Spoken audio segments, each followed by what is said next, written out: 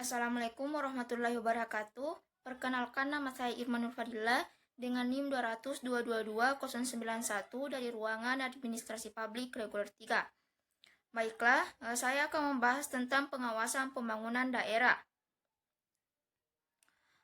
Jamaluddin Tanjung dan Supardan mengemukakan pengertian pengawasan, yaitu salah satu fungsi manajemen untuk menjamin agar pelaksanaan kerja berjalan sesuai dengan standar yang telah ditetapkan dalam perencanaan.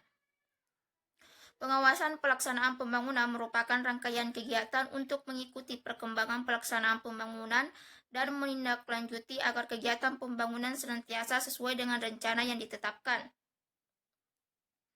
Tujuan pengawasan pembangunan yang pertama, menjamin ketetapan pelaksanaan tugas sesuai dengan rencana tersebut, kebijaksanaan dan perintah. Yang kedua, melaksanakan koordinasi kegiatan-kegiatan. Yang ketiga, mencegah pemborosan dan penyelewengan. Yang keempat, menjamin terwujudnya kepuasan masyarakat atas barang dan jasa yang dihasilkan. Yang kelima, membina kepercayaan masyarakat terhadap kepemimpinan organisasi atau pemerintah.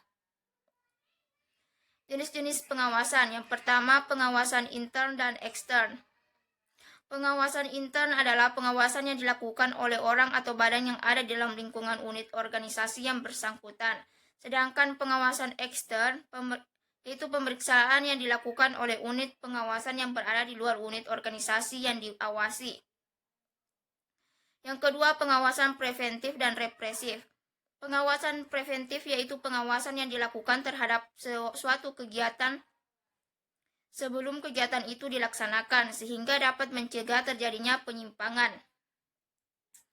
Pengawasan represif adalah pengawasan yang dilakukan terhadap suatu kegiatan setelah kegiatan itu dilakukan. Yang ketiga, pengawasan aktif dan pasif. Pengawasan dekat atau aktif dilakukan sebagai bentuk pengawasan yang dilaksanakan di tempat kegiatan yang bersangkutan. Sedangkan pengawasan jauh atau pasif melakukan pengawasan melalui penelitian dan pengujian terhadap surat-surat pertanggungjawaban yang disertai dengan bukti-bukti penerimaan dan pengeluaran. Prinsip pengawasan pembangunan.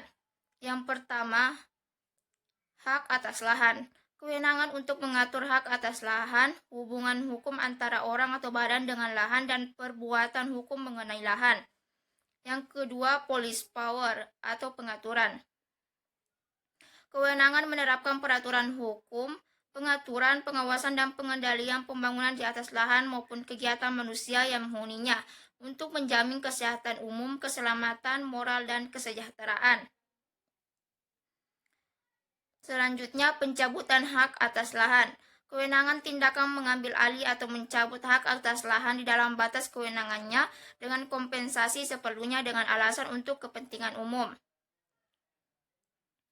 Selanjutnya, taxation.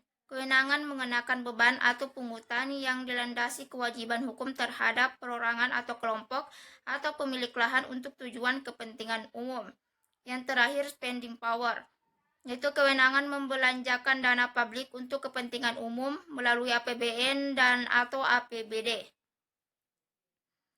Hambatan-hambatan pengawasan. Yang pertama, kurang informasi mengenai data produktivitas, terutama melakukan perbaikan. Dana acapkali terdapat kekurangan kemampuan untuk merincikan hasil yang dicapai oleh manajemen. Yang kedua, bidang tanggung jawab kurang cukup jelas dirumuskan, sehingga tidak jelas pula bentuk dan lingkungan pelimpahan tugas itu. Yang ketiga, penyampaian petunjuk kerja secara jelas sering tidak terjadi, dan hal ini memperlihatkan adanya komunikasi yang tidak wajar.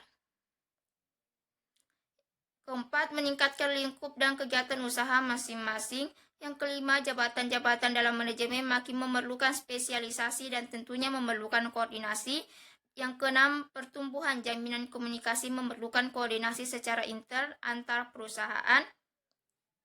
Yang ketujuh, cepatnya terjadi perubahan sehingga menghendaki kecepatan adaptasi bagi tenaga baru. Kemampuan adaptasi ini bergantung dari sistem komunikasi manajemen. Langkah-langkah pengawasan. Yang pertama, menetapkan standar. Kedua, pengukuran kegiatan. Yang ketiga, membandingkan kegiatan dengan standar. Dan yang terakhir, melakukan tindakan koreksi. Adapun manfaat pengawasan, yaitu pertama, menentukan tujuan dan cara mencapai atau planning. Yang kedua, struktur organisasi dan aktivitas atau organizing.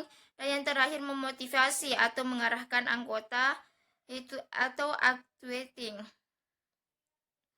Baik, itulah yang dapat saya sampaikan. Sekian dan terima kasih. Assalamualaikum warahmatullahi wabarakatuh.